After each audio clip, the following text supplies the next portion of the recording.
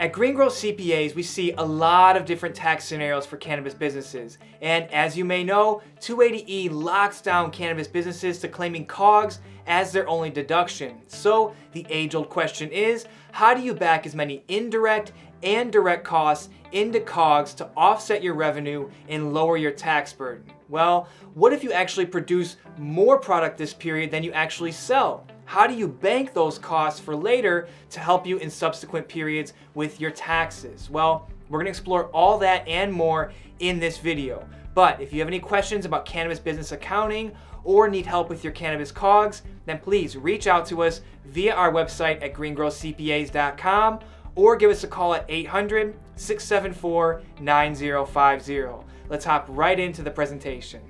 So for our webinar topic today, we're going to talk about cost tracking and allocation for cannabis cost of goods sold and inventory. And this presentation is brought to you by GreenGrowth CPAs. So a little bit about GreenGrowth CPAs before we get started. We are a cannabis-only firm with hundreds of active clients in over 12 states throughout the country, and we even have international clients, public companies in Canada, some companies in Europe, and even a little bit of a footprint in Australia. Now, yes, we're a CPA firm. We can do your tax prep. We can also help with audits, the ones that happen with the IRS or any other local government, as well as if you're doing an audit for an M&A deal. We can also work on business valuations if you're considering buying or selling your business. We help with compliance, specifically on financial compliance. We can also offer you our outsourced CFO service where we help you really get a grasp on the numbers of your business and help you take your business to that next level. And then lastly, IPO readiness. If you're ready to hit the public markets, do an RTO in Canada, or even an IPO, then we can help you get ready for that process, help you go through the technical accounting and all the nuances to that process. We service all verticals in the cannabis industry, from cultivation, manufacturing, distribution, retail stores, delivery, testing, anything cannabis we can help out with. Specifically, anything cash and cannabis. If cash touches cannabis, we can surely help you through that process and understanding what the nuances to that specific situation are going to be. Now, before we hop into the topic today, I need to let you know that the information contained in this webinar presentation is meant for guidance purposes only and not as professional legal or tax advice. And further, it does not give any personalized legal, tax, investment, or any business advice in general. So with that out of the way, let's review what we're going to cover in this presentation. So first, I'm going to talk about 280E and the impact on legal cannabis businesses. Then I'll discuss the two goals of this video and the example that I'm going to walk through. Then I'll talk about the importance of understanding the time to make a product and having expected yields. Then we'll walk through the example of cost tracking and allocation methodology. And there's 4 steps to that. Step 1, identifying costs that are inventoriable. Step 2, defining equivalent units of measure. Step 3, calculating total costs in sales. And then lastly, step 4, allocating those costs to COGS and inventory, the most important piece of this presentation. We'll then review some reporting considerations for accurate calculations, and then some other last final considerations to wrap up the presentation. So first, 280E in legal cannabis businesses. Now, 280E was implemented to stop illegal drug traffickers from, working on their taxes and being able to deduct all these different expenses and lowering their tax burden, right? So Al Capone didn't really go to jail for doing all those heinous crimes. He actually went to jail for tax evasion. So now with 280E, it's causing huge problems for state legal cannabis businesses when it was initially intended to stop illegal drug traffickers from fixing their tax returns. Now, cannabis is a Schedule I controlled substance, and that's where 280E comes in. If you're operating a business that deals with Schedule I controlled substances, you can't really take any of those ordinary business expenses that regular businesses would take. These SG&A expenses, things like marketing, office supplies, sales wages, things like that. But using some other tax codes and accrual accounting, you can partially unlock your business from the 280E tax code. Now, as you understand with 280E, COGS is the only deduction that has been generally accepted by the courts. Okay? Now, the age-old question is, how do you back the most costs, direct and indirect costs, into COGS? Now, what we've noticed throughout working with hundreds of clients is that most operators are calculating COGS improperly, and or they don't have a reasonable methodology to back up how they're actually calculating it. One thing is, how are they allocating employee time? How are they allocating specific input costs? How are they actually splitting these costs between COGS and inventory? Or are they even splitting them between COGS and inventory? inventory. Now, this can create terrible outcomes if you ever get audited, which seems like a bigger possibility nowadays compared to an ordinary business. Some evidence coming out of Colorado through some of our legal partners, they're saying 1 in 5 cannabis businesses will be audited at some level of the government versus 1 in 20 ordinary businesses, maybe even 1 in 30 ordinary businesses. Now, the government's going to come looking for their money at some point. Now, you need to have some type of reasonable methodology to back up all these tax filings that you create, being able to reconstruct bulletproof financial records. So that brings me to the goal of this video and the example that I'm going to walk through. So I have 2 main goals throughout this presentation. First, I want to explain to you how you can actually reduce your cannabis taxes. Now, not all costs should flow directly to COGS from day one of spending. And you're going to see this through the example that I'll talk about when we do the actual allocation and why it's important to actually have a breakdown between COGS and inventory. But getting inventory costs into COGS will then reduce your tax burden down the road, and I'll show you through the example. And you have to use GAAP accrual accounting to unlock what 280E holds back from your business. And this is not something that a $25 an hour bookkeeper can do for you. You're going to really need a CPA who understands accrual accounting and, again, these reasonable methodologies. And one part of accrual accounting for cannabis businesses is the allocation between COGS and inventory. Now, my second goal of this video, and the more minor part I would say, is to help you understand the importance of knowing what your cost per unit actually is. What does it actually take to produce 1 gram of oil as a manufacturer? Or what does it take to produce 1 pound of flower as a cultivator? The importance of this answer and knowing this answer is that it helps you to answer other subsequent questions. The biggest one being, should we produce our product in-house or buy it? So for example, if you're a cultivator, but you also are selling pre-rolls, are you actually able to produce cannabis at a good enough price per pound that makes it better for you to produce yourself than to buy from somebody else at a smaller markup? Or maybe you're even getting it cheaper from somebody else at the same quality of flower. Because you may be bad at growing cannabis, and that's okay. Just because you want to be good at something doesn't mean you have to be good at it, right? We're running a business here. We're not living in la la land about what we really want and we desire. You're trying to run a P&L and run a business here.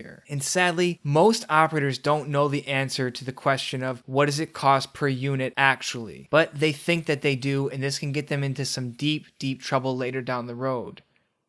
So this brings me to my next point here, which is understanding the time to make a product and expected yields. And we'll dovetail this into costs later down the presentation. So it's important to know how long it takes to make a product and have those expected yields if you want to run a successful business. What this does, it helps you for lead time with inventory, right? It's very possible to run into supply crunches, and you see this all the time when states go recreational. And this is where there is a ton of demand but not enough product to fill that demand. You're losing potential sales at this point. Now, one thing, as a timely talk right here, that coronavirus that's going on around the world, I'm not here to cause any panic, but it is really going to kick the cannabis, vape market, and rolling paper industry in the teeth. Now, where are all these cartridges coming from? They're maybe not all coming from China, but a big portion of them are, or from at least Southeast Asia. Those rolling papers, most of them are not made in the United States. They're being made abroad.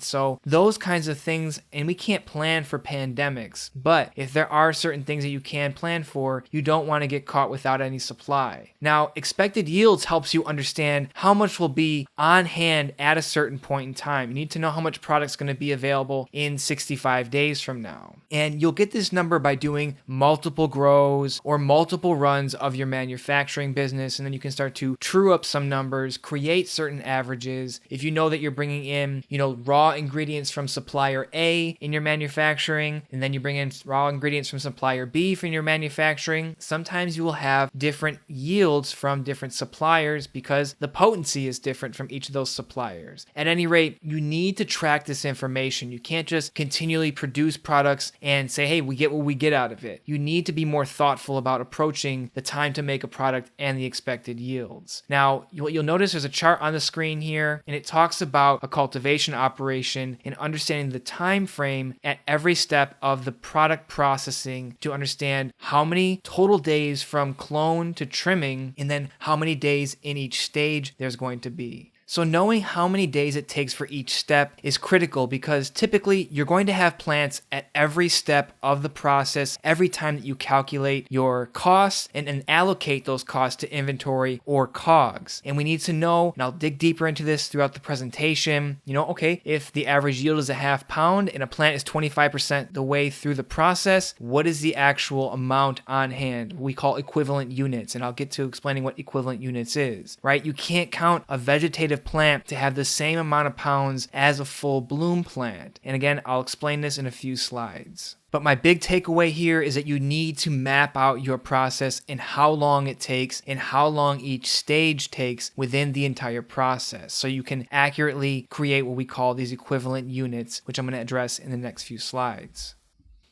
So here we are, the example of cost tracking allocation and the methodology behind it. So what we're going to do is we're going to walk down the simplest example that I can create, which is a cultivation operation. And I'm going to keep it simple because this is one where you essentially produce all of your own products. We're just going to do this as a pure buy clones, sell pounds cultivation business. No pre-rolls, none of that stuff. I don't want to get into too granular of detail because you can get very confused very quickly. It gets very complicated when we start doing, from cultivation to manufacturing or even vertically integrated businesses. And you'll understand as we go through the process why that is. So there is 4 steps to this reasonable methodology process. Step 1, identify the costs that are inventoriable. Step 2, defining equivalent units of measure. Step 3, calculate total costs in sales. And step 4, allocate costs to COGS and inventory.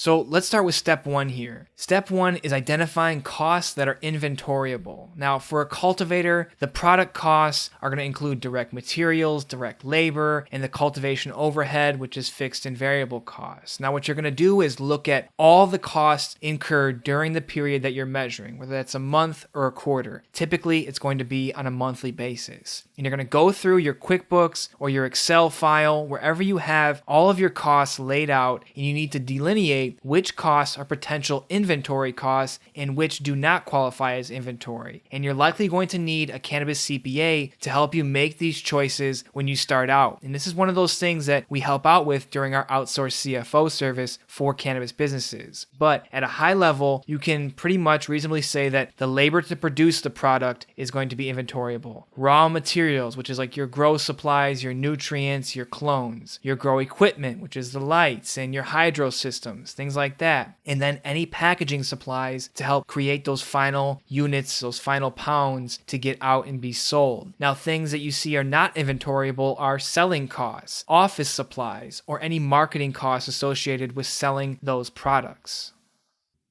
Now, the second step in the process is defining equivalent units of measure. Now, why is this important? Again, I brought this up earlier, but you're going to need to track the progress of your business's production and sales in a specific and consistent unit to be able to break down those costs from step 1 and allocate them accurately into COGS and inventory. Again, we're trying to unlock 280E from your business. Now, for cultivation, an equivalent unit of measure is going to be plants, and then we're going to convert that plant into pounds of flower and trim by calculating an average yield per plant. And for manufacturing, your equivalent unit of measure is going to be grams. You buy grams and produce grams, so this makes sense. Now, this is not one-to-one with pounds of flour due to the yield percentages, so there is obviously going to be some kind of conversion. Now, you're starting to see a lot of multiplication in here, and this is where the complications come in, and that's why I'm just going to stick with a pure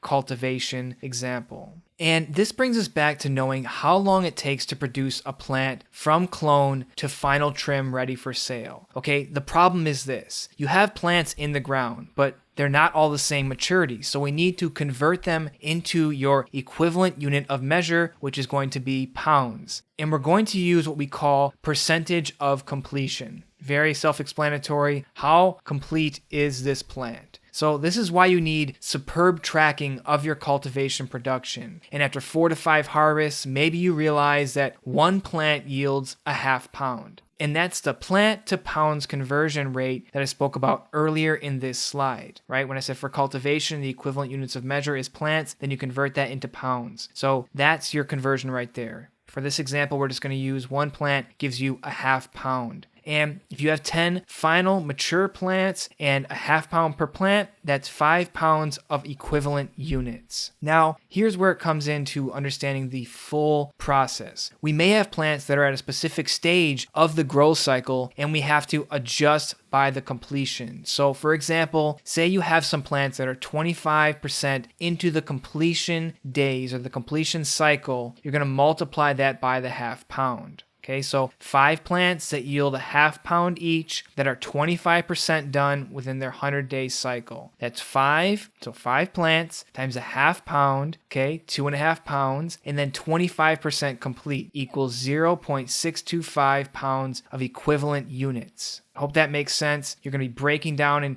things are not going to be fully at that half pound. They're going to be partially way through. As you start to see, there's a lot of math to get involved in this. And this is a very basic example. But just a quick peek at multi-license, cultivation and manufacturing or vertically integrated all the way through retail, you need to have the same equivalent unit between cultivation, manufacturing, and then through your retail to really do proper allocations. So you start to see 6, 7, 8, 10 multiplications here when you get to multiple licenses, right? Converting plants into pounds, into oil grams. There's a lot going on here. And again, you need to track the yields of the plant cultivation and the oil production and maybe your pre-roll production. So that's why we're going to stick with a simple example here. Now, step 3, calculating costs and sales. Now, after you understand and identify which costs are inventoriable and your equivalent units of measure, we need to figure out what are the total costs. So from step 1, you incurred all those inventoriable costs for a particular month, say for the month of February. And that came out to, say, $80,000. Now, the question is, out of this total, we need to figure out how much of that goes into inventory and how much should be flushed through your P&L, your profit and loss statement, to COGS. Okay? You would think the quick answer is that, hey, it's all COGS, but that's not the most accurate answer to unlock the power of accrual accounting on your cannabis tax filings. And so now we understand the costs are $80,000. We're going to look at the sales this period and we'll just say it's $60,000. Okay, you're going to use this to calculate your margins once we're done with this entire exercise. I'm not going to go over the calculating of the margins. It's very simple. It's, how much did it cost divided by how much did you sell it for? That's your gross margin. Now, step 4, the meat and potatoes of this entire presentation, allocating those costs to COGS and inventory and how you actually do that. So what you're going to actually need to do this exercise is you're going to need the quantity in equivalent units at the beginning and end of the month, and then how many equivalent units were sold during the month. Now again, I'm going to simplify this and not even show all the calculation of plants in progress at each stage. I'm just going to give you the final numbers because we could be here for 20 to 30 extra minutes if I broke it down that much by all the plants in progress. Just understand that you're going to need to calculate equivalent units on a percentage basis of that completion so you can get to what we're trying to work on here. And if you really, really want to learn how this works and have this done for your business, then reach out to our team and we can implement all this tracking and allocation for your cannabis business. Now, we're going to go over 2 examples, a first month example of a brand new business and a second month example. And again, I'm simplifying things here so you can really just look at, okay, we're putting some costs here and some costs here and why we're doing that. So the first month example, this one is the easiest to understand. The beginning inventory or the beginning amount of equivalent units is 0 units. Now, the total units is 160 pounds produced in month 1. We're just grabbing this number. It's an arbitrary number, just trying to make it easy to understand. Some of those are not fully grown. Just again, no, I'm not showing the breakdown of plants that are at a certain percentage of completion. We're just going to go for simplicity's sake and say 160 pounds produced. And you're going to have 40 units sold, and that's going to be in plant pounds, right? That's the equivalent units. And the ending inventory is 120 units, plant pounds.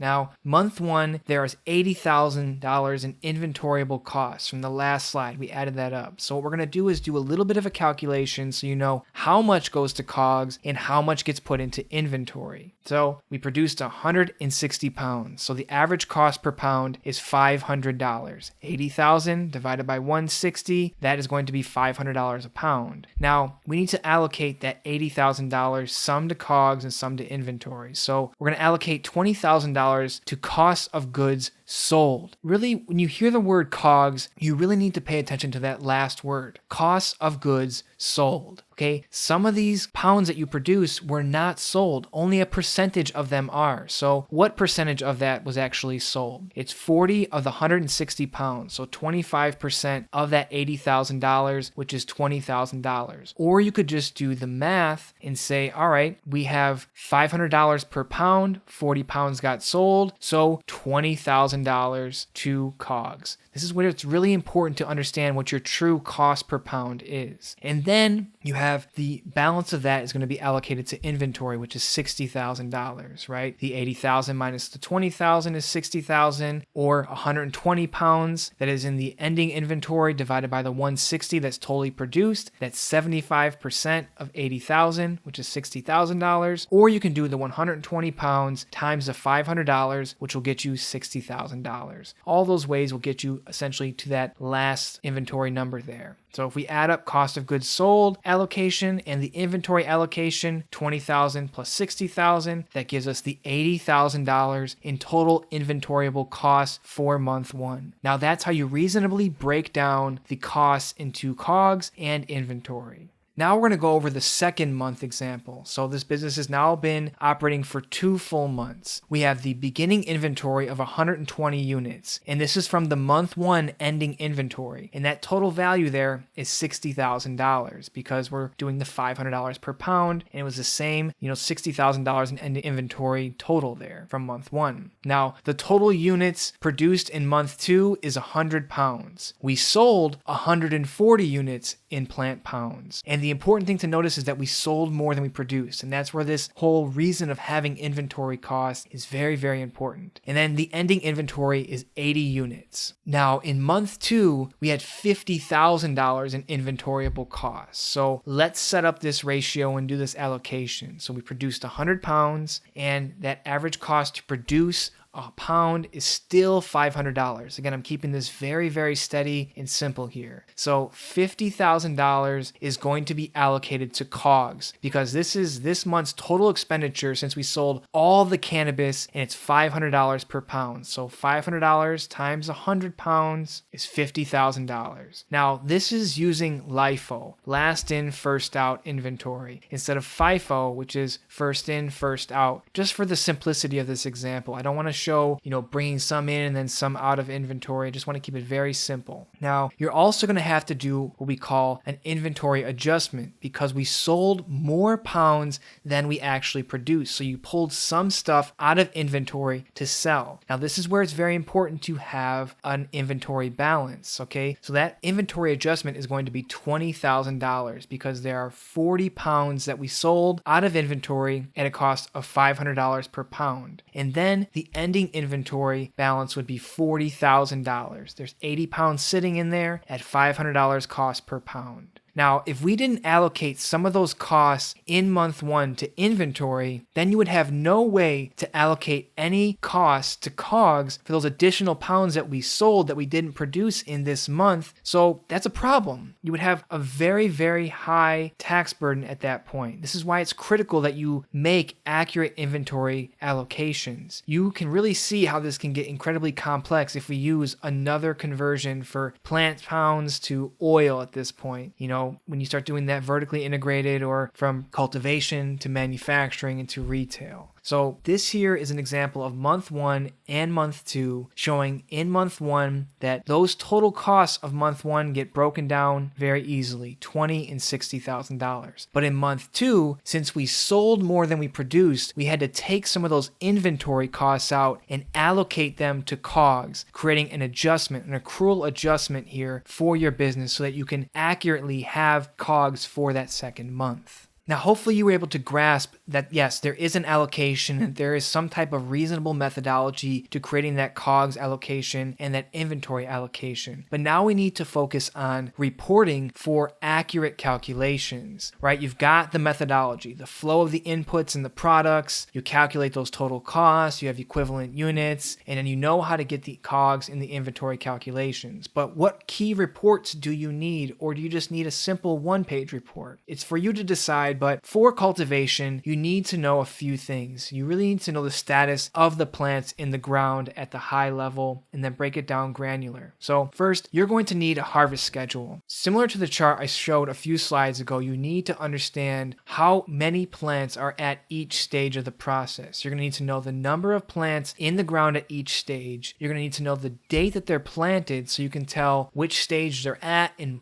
how far along the process they are. If they're 27 days into a 100-day process, that means that they're 27% complete. You also need to know the expected yield. Maybe different strains give you different yields. So that's important to understand. Which strain is it? How far along is it? And what is the expected yield? And then you need to know when it's going to be packaged and potentially if it's already sold or when it will be sold. So next, aside from defining these report parameters, you need to define where it lives at. Is it going to be in a cultivation tracking system or an Excel document or a Google sheet or something done by hand? I recommend don't doing this by hand. Make sure it's digital so you can easily share and track, but you need to figure out where this is going to live at. And then you're going to need to designate who is going to maintain and fill out this report, because if you miss this report, it becomes nearly impossible to catch up on, right? These are snapshots in time. Now, from there, you're going to need to control the system and the data, right? Who's doing it? Who's maintaining the report? What system is it on? And keeping the integrity of the data. That designated person needs to do an inventory count at the end of each month. Catch it every 30 days because inventory, if you don't know this, it's a point in time. You can't really go back and calculate these things. Some people think that they can, but it becomes very, very messy and very, very intense when you try to go back into time. So make sure that this report is calculated at the end of every month. Now, people say that they have software that tracks their cultivation. Well, most softwares won't have an expected harvest date. They won't have a ready for sale date. They won't track projected yield. They'll only have historical yields. And I'm not saying that these softwares are not helpful or they're not powerful, but an in-person inventory count for each stage of your plants or your products if you're a manufacturer is much more granular and reliable data.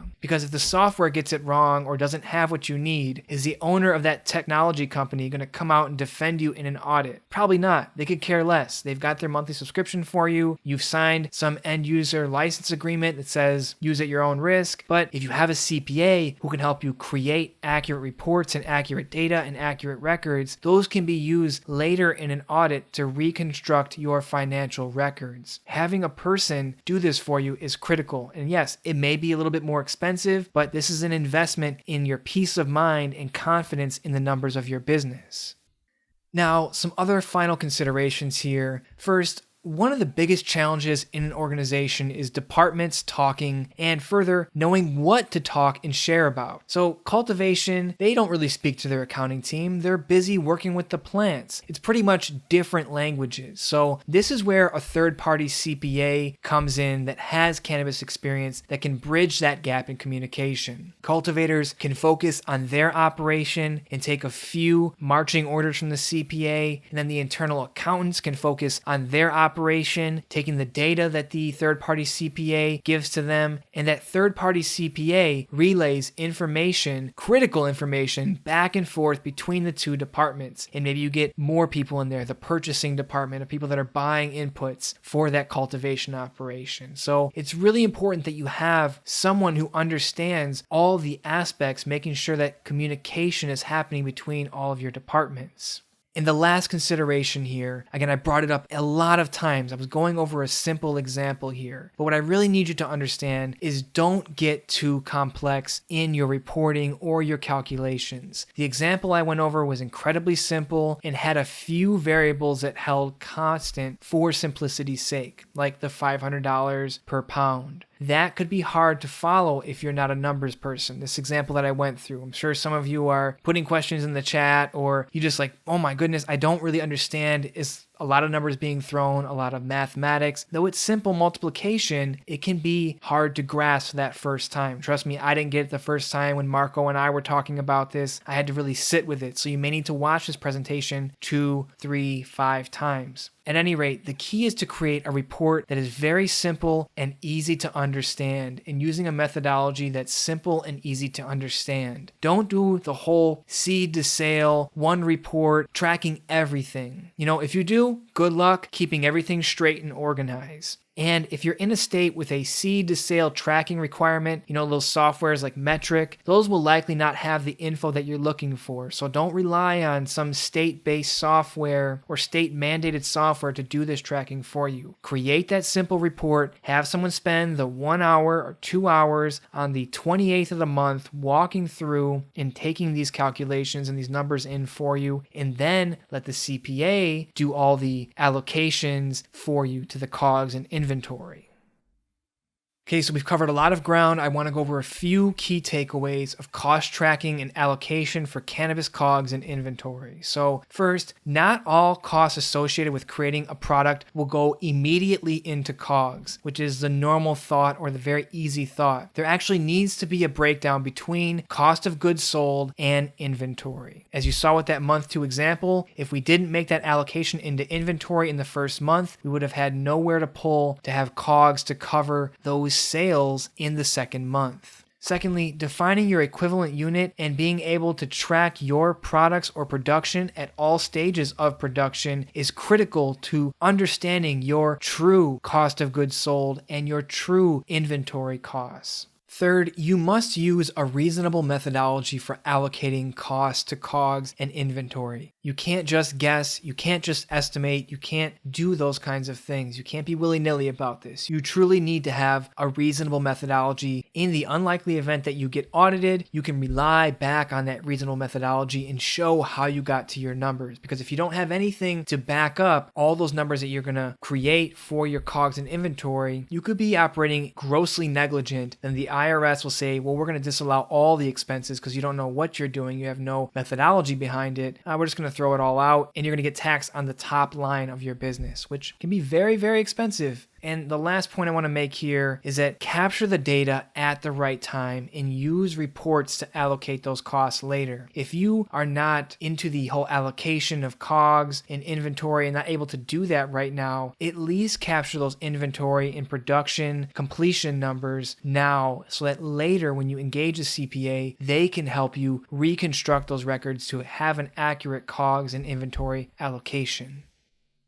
Now, I hope this presentation has brought you some value in helping you understand the importance of accurate cost tracking and accurate allocations of those costs to COGS and inventory. So if you need help with improving your cannabis business cost tracking and allocations, reach out to GreenGrowth CPAs via our website at greengrowthcpas.com or give us a call at 800-674-9050. We have a lot of experience doing this, especially with our outsourced CFO service. It's a really good service to help you get a real grasp on your numbers, help you unlock your business from 280E, give you those monthly reporting features so you understand how you're clipping along on the business, helps investors understand and get some confidence behind their investment. It's a really, really great thing. So if you need help with improving your cannabis business cost tracking and getting those accurate allocations, please reach out to GreenGrowth CPAs via our website at greengrowthcpas.com or give us a call at 800-674-9050. Have a great day, and we'll talk to you soon.